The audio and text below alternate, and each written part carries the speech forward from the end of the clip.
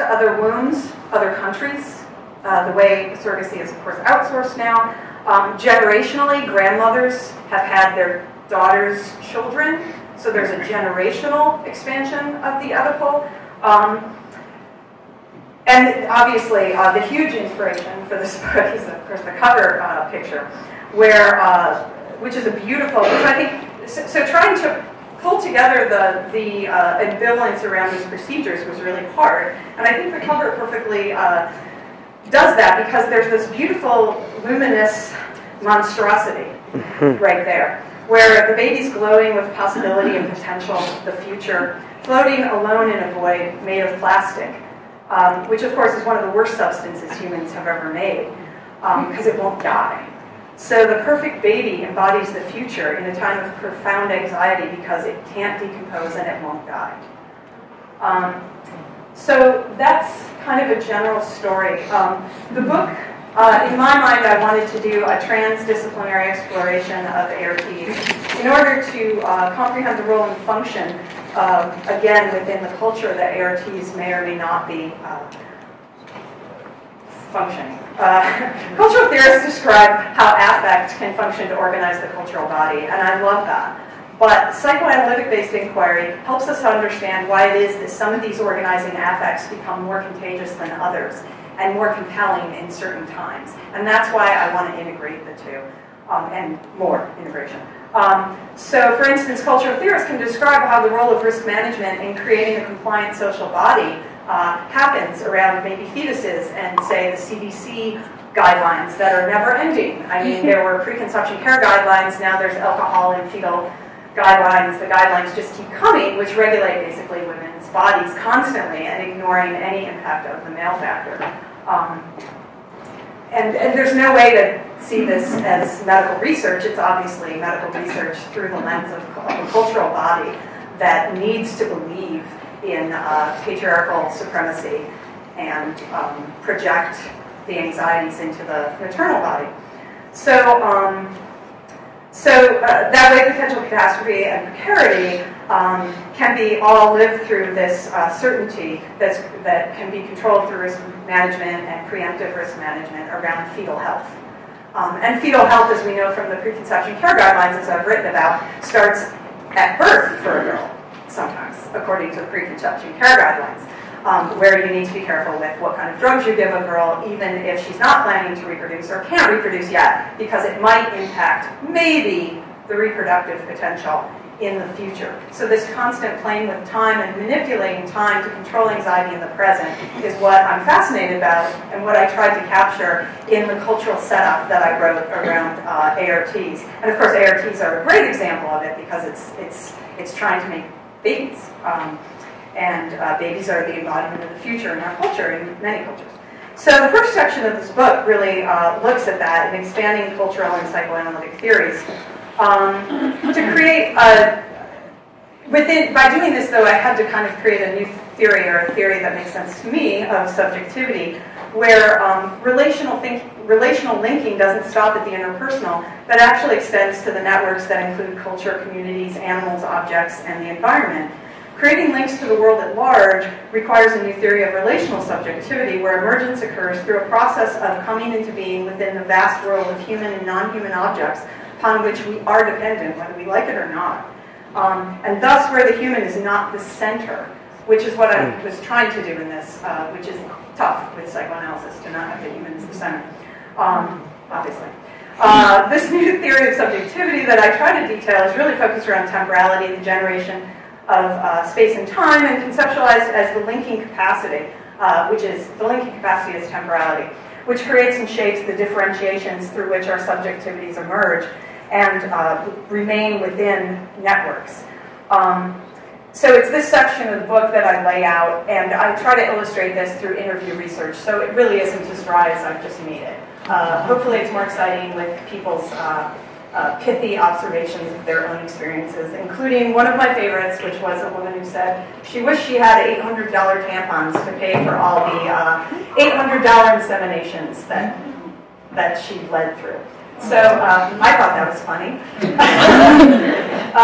So I'd like to, each of the chapter authors are going to talk for about 5 minutes about what they wrote, what it meant to them, or they'll read from their chapter, whatever they chose. I really tried to keep it open. So Adam Kaplan, I guess is, you're next in line, right? I had a feeling that would happen. Please introduce yourselves also, because... Hi, I'm Adam Kaplan. I wrote the chapter on male infertility. I'm probably proudest of the title. It's called Male Infertility, the Erection of a Myth, the Myth of an Erection. I think it's funny, but I also think it's to the point. And it's interesting, when Katie approached me about would I be interested in writing the chapter, she said you can write it from any perspective. It's really up to you. It can be clinical, it can be experiential, it can be research-oriented. And I said, well, if I don't write it from my own experience, I'm not quite sure why I would be doing it at all.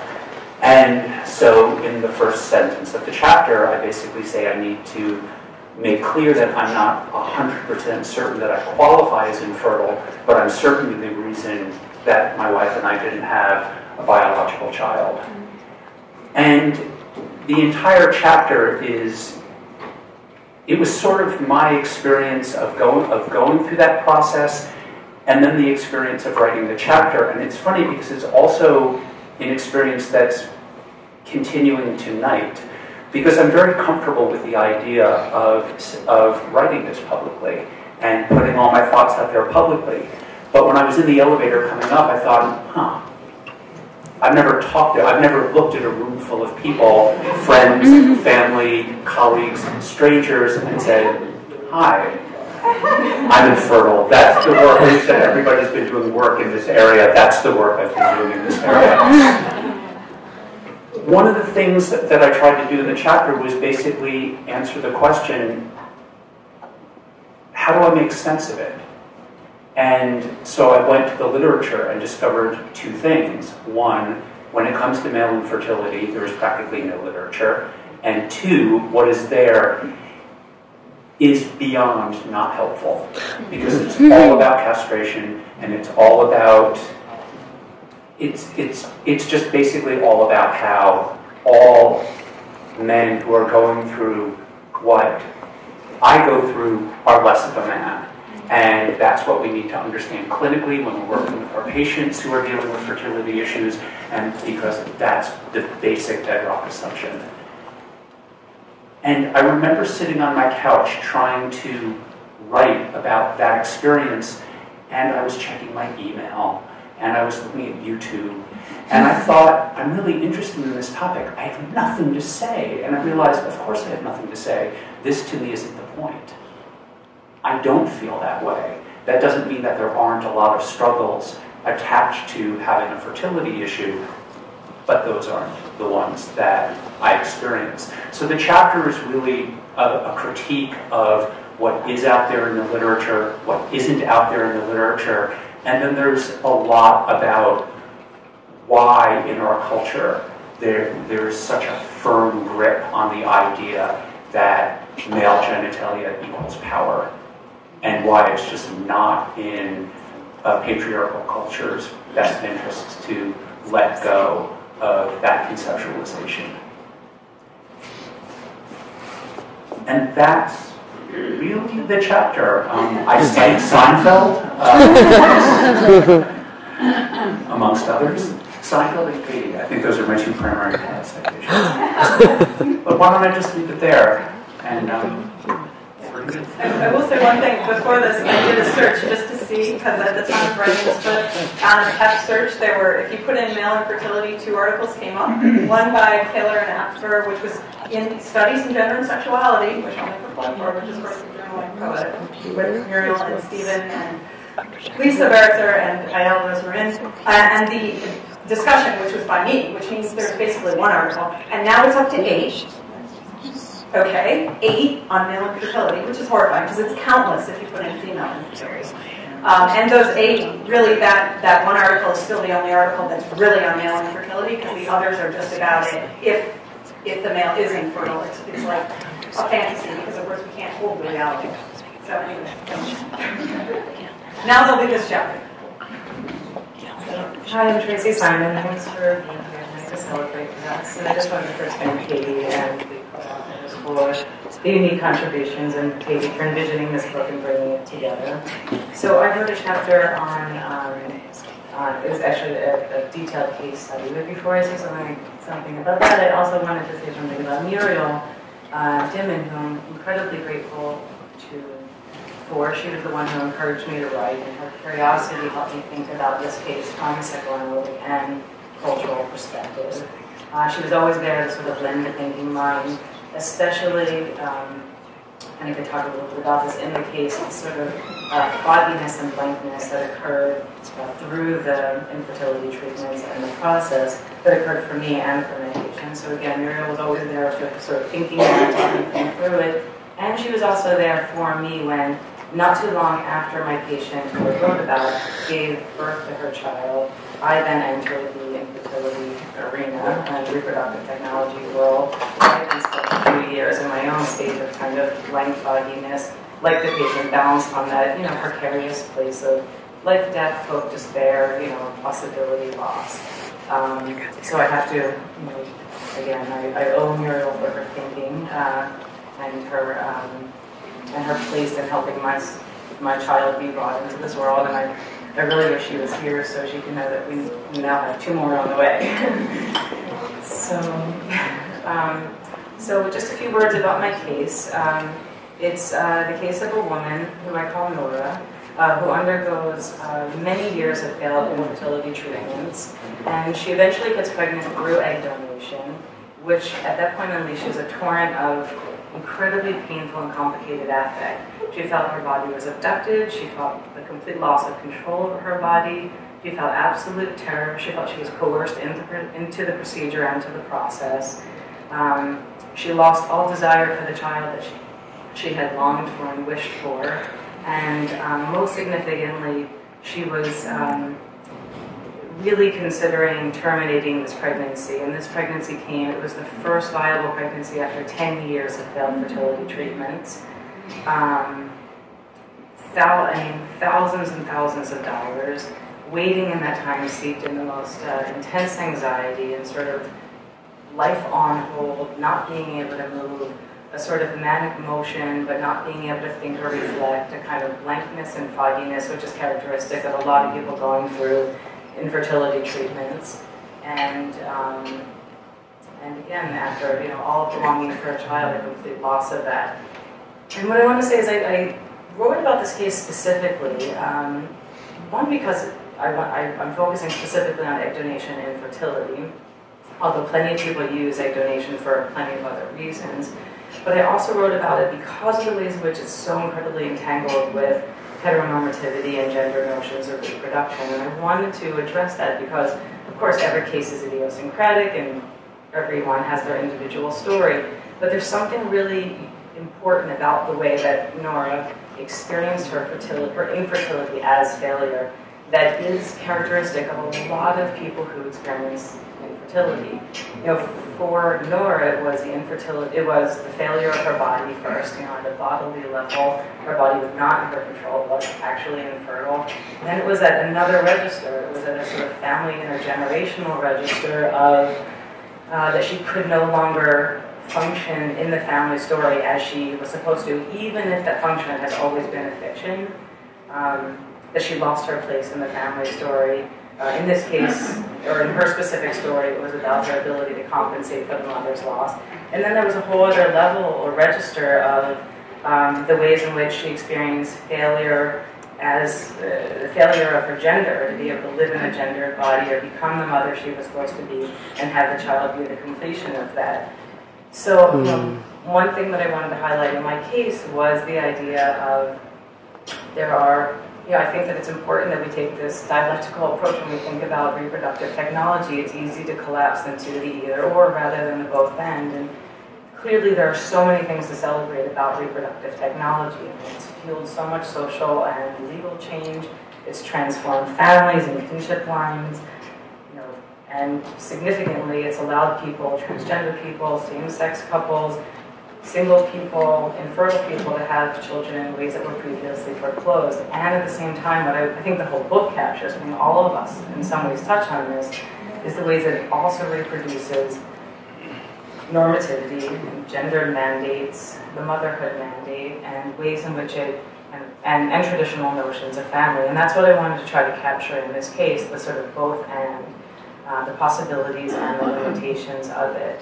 So, you know, in doing so, I wanted to also kind of say that what was significant in this specific case, and I'll pass it along, is that we can't ignore the pain that comes from living in an infertile body, even if we know that pain to be produced by ideology's regulatory grip on family and reproduction. Even if we know that, it's still living in a painful infertile body.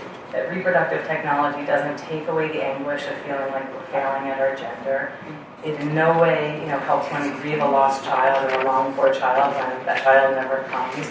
And in no way can contain the impact of the projection control that the childless person, which we all know about, and which that person is meant to kind of contain. It's impossible. And not to mention, reproductive technology doesn't work a lot of times. And so then most of the time, it has very low success rates. So when you, and again, I'm not against it in any way, but I think it's important that we look at the complexities of it for our patients, for our family members, for everybody going through it, because it's getting more and more common and more people are using it, that it often doesn't work. And actually, Dina and Susan will talk about in their chapter that there's a whole other level that reproductive technology focuses just on the getting pregnant part. Very little is talked about staying pregnant and having a full-term baby or a healthy baby. And you guys will address that. But so I just want to acknowledge the complexities of it, that it's not just the pain of having an infertile body, but also the many repeated failures, plus the time, the money, everything else that goes along with that. And that's something that I hope my case captured, so thanks. Yes, so that's a perfect segue. And we do work in Columbia Neonatal Intensive Care, sorry, thank you. We're working in the Columbia Neonatal Intensive Care Unit. And I started a project there about 14 years ago. We're to work with families, which quickly expanded to also working with staff to care for these babies hovering between life and death. Approximately, it's actually an environment that's suffused, permeated with triumph and heartbreak, to use your words, Adrian from Muriel. It's hard to imagine that you can feel both at the same time. These people who have been longing to have a baby finally have a baby, and the baby is desperately ill. So it's impossible binary that they're trying to hold within themselves. I forget what I was going to then say. So one day, I'm driving up on the Sawmill Parkway, Sawmill Road, and I was listening to Terry Gross, and she was interviewing a journalist, Liza Mundy. And Liza Mundy wrote a book called Everything Conceivable. And I'm listening to this book, and I'm absolutely riveted, and I find myself saying, she's shown a light on this unit that I work in, this unit that has about 70 babies at a time, about 1,100 admissions a year, and somehow she's telling me something that I have not known. So I start investigating this very deeply, and then I find Deborah Sparr's book called The Baby Business, and learning about what they call the industrial fertility complex, the Wild West of infertility without any regulation, where the science goes amok at times, and also provides many people with babies, and that's really wonderful. So it's important to keep that in perspective, especially when you work in the unit and so much goes wrong. So that's the history of how this chapter came to be. Susan and I started to listen very carefully to rounds when people would go over the baby's record. and the obstetrical record. Because actually one of the other things that's so important about all this is medicine is so siloed. So you have the reproductive endocrinologists. If they get you pregnant, and that's a small percentage, their role stops. It goes to the obstetrician. The obstetrician has you and takes good care of you. But once that, if you give birth prematurely, and it could be as little as 24 weeks, you go into the world of neonatology. Neonatology doesn't look back, and the reproductive endocrinologists do not look forward. So there's very little information, very little sense of, is what I'm doing making life better? And the neonatologists don't seem to pay much attention to what goes on later in the child's life with the pediatricians, etc. So the siloing is really quite remarkable, very endemic in medicine, and I think that we try to cut across that a great deal. So I think what we thought we would do, Susan would read a couple of, just a few beginning paragraphs, and then I'll read, a mother talking. One thing I wanted to say before I started to read is that indeed what we're trying to unpack here is this mindlessness that Tracy was starting to talk about.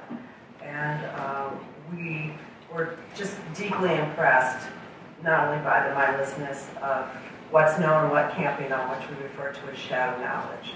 And for myself, I think Adam and Tracy were, talking about what's personally driven them to write these chapters, and what's been really surprising for myself and terribly unforeseen was the fact that it took a while for my time at the NICU before I discovered what had been propelling my interest, besides Zena initiating this process, always being interested in the experience of mothers and babies and just being drawn to do it. But I think that something that we've written about elsewhere is the ways in which, and sort of so unforeseen, is the recognition, the extent to which traumatic loss is often burdened by shame. And that's something that Adrienne Harris has written about so beautifully, and it gripped me when I read it, and it really helped me understand a lot about some of my own personal experiences, which I've written about elsewhere, which sort of has propelled my ongoing interest in this work, but also the sense of shame that accompanies this sense of surprise about what you didn't know, and coming to terms with that. And I think that's a very important aspect. I don't think anyone's used the word failure, but I don't think I've heard the word shame yet, and that's just critical through the sense of badness and failure, and the sense of not knowing, because so many of these parents are shocked about what they didn't know, that they thought they knew, or doctors feel that they told them that they didn't know, and the shame gets passed around like a hot potato. So, as Zena said, we're going to just do a little bit of the reading to give you a flavor of our writing and the story that we're trying to tell. Disrupted reproduction, expected hopes, and miscarried expectations. Couples who conceive following fertility treatment and land in the NICU may feel they are moving from one place of objection to another, to a world apart, away from the smiling congratulations, flowers, and balloons that greet parents of full-term healthy newborns. Mothers often meet their babies for the very first time in the NICU, pushed in wheelchairs with IVs dangling, draped in faded, unsightly hospital gowns, unready for the public space.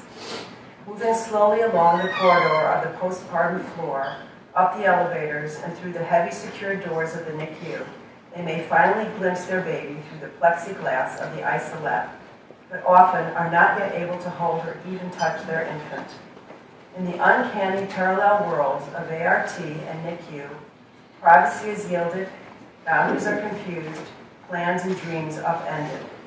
Couples who have kept their infertility struggles and treatments a secret from friends and family may now seek to keep their baby's birth a secret as well. But like so much that one might have hoped to hold close and secure, the center has not held. So much has ruptured, opened, tumbled out. Babies, membranes, amniotic fluid, blood, a cervix, and yes, even a tiny, dangling, tiny foot. The integrity of one's body has been compromised and then surrendered, as has one's sense of confidence and certainty as a procreative couple and as fertile woman or man. The mother whose body has been poked and prodded and the father whose sperm is counted and evaluated now witness their baby subject to the same scrutiny. Parents are cheated of the sensual pleasure of getting to know their baby in a private space and in accordance with their own rhythms. The technology that supported the creation of life now sustains it. Mother's milk may be pumped by machine and fed through a tube. The heated isolette maintains the premature newborn's body temperatures. Breasts, arms, and laps waiting. The risk of alienation, of feeling like an imposter mother or father with an unrecognizable imposter baby covers. The arms that ache to hold the baby, to smell the baby, to feel skin against skin may hang helplessly, sometimes restrained by the baby's fragility, sometimes halted by shame, ambivalence, and fear. The experience of oneself as mother or father to this baby can feel perilous and at risk of easy rupture.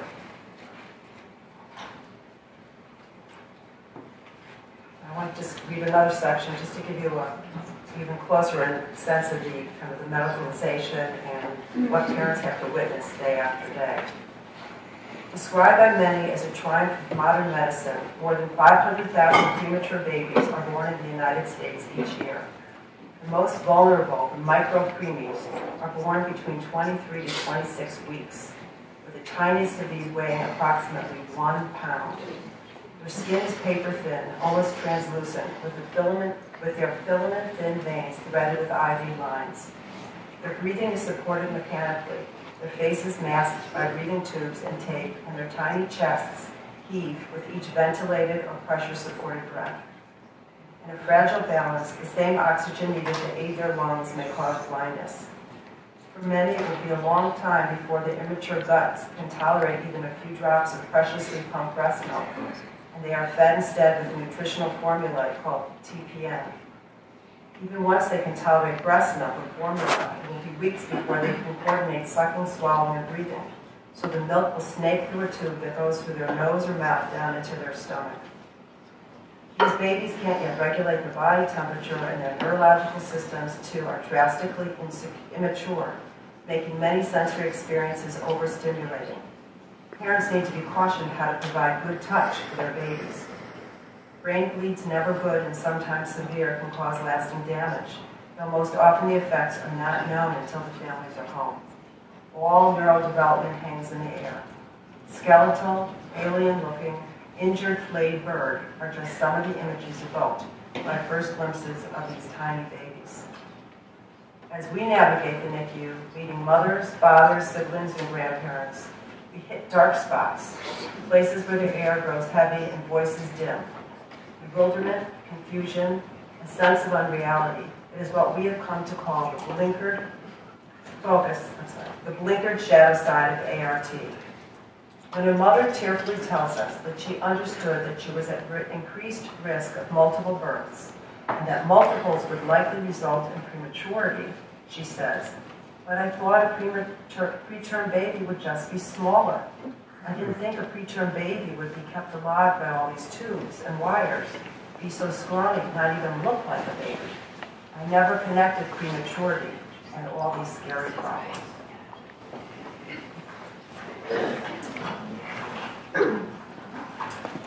Mrs. F.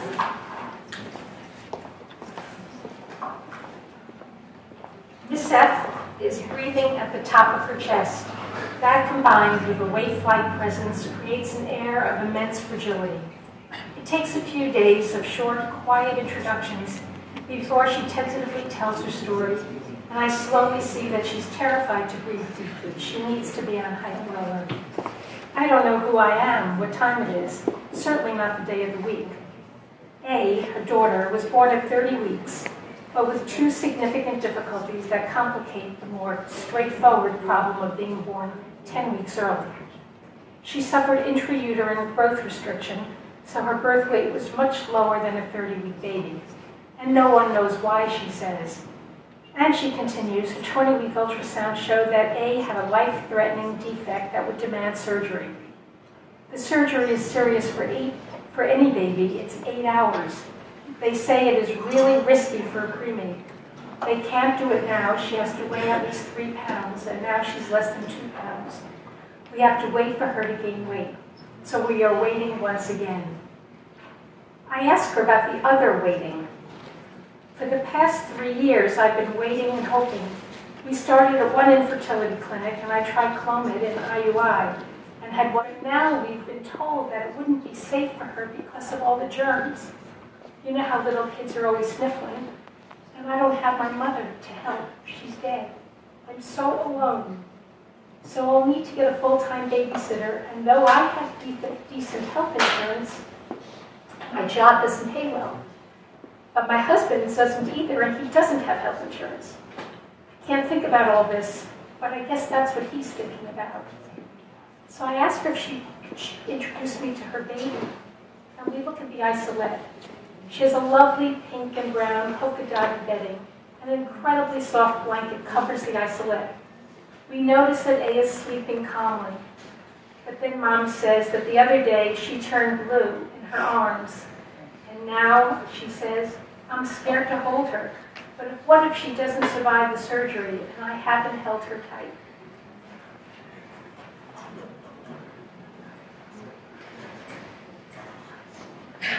Wow. You can tell why every time I read that chapter I sob.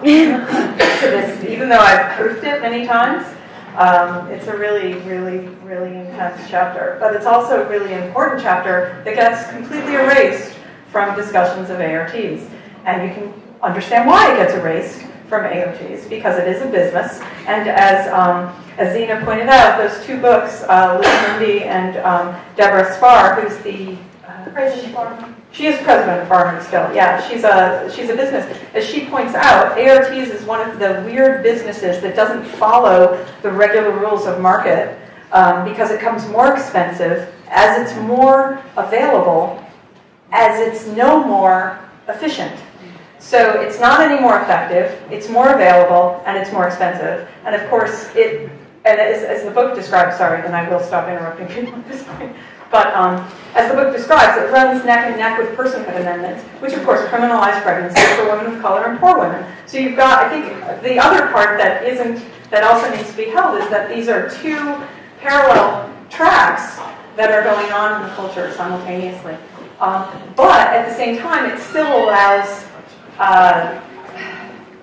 reproduction and family for people who have been left out of family. Through the legal system, obviously until recently, as well. So there's pros and cons, and Orna is our final speaker, and she is kind of the final chapter other than my epilogue, and I asked her to because I know she has a particular different, like a particular celebration of them. So go ahead. Hi, I'm sitting here and I'm like, I don't know if I'm going to talk. I'm going to say, my name is Orna Goralnik, and I love art. I love artificial reproductive technologies, which was not a popular thing in the book. Katie and I went back and forth. I'm very grateful that you decided to still keep me in there. I know it was hard. And I also remembered when I was getting ready to come here today that this chapter and this whole discussion between Tracy's case and Stephen, mine, and Andrea Lepecki's discussions was the last project that we worked on with Muriel in the group, in our writing group.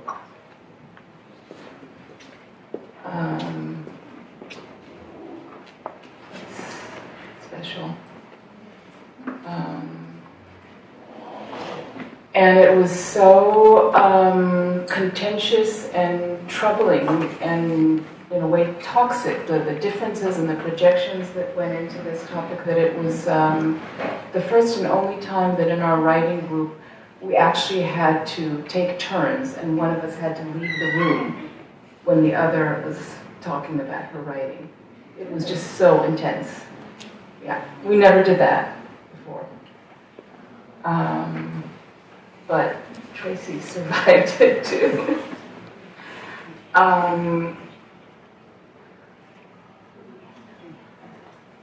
Anyhow, what I'm trying to do in this chapter is to celebrate art, to celebrate what can be done with art, and how, since technology really is kind of a neutral thing, it has in it a very radical, anarchistic potential to really turn over Oedipal regulation. And I love that about it. I love what I could do with it. I love what my patients could do with it. I love what my friends can do with it. I love all the ways that it offers us the possibility of forgetting what the Oedipal family is and starting something new. So, that's all I'm going to say. Thank you. I'm glad to end on that note. Thank you, Orna, for sticking with it. I also want to say quickly, Dolores Zurriagueta, she's an Argentinian artist. She's the art for this book, on art. And she has a whole series, and if you're in Santa Fe, I think all the babies are in one room, which if I had money, I would have flown them in. So I want to thank all of you very much for your,